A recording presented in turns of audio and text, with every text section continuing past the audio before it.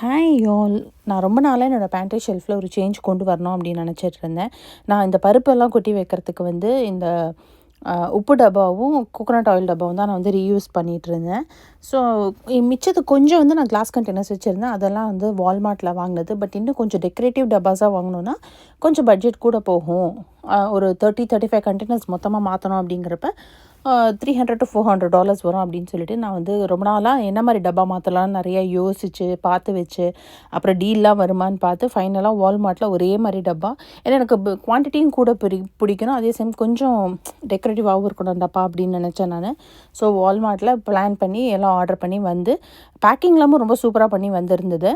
அதை முடிச்சுட்டு ஒரு 2 days வந்து ஷார்ட் ட்ரிப் போகிறோம். நானும் இன்னும் 2 ஃப்ரெண்டு ஃபேமிலியும்.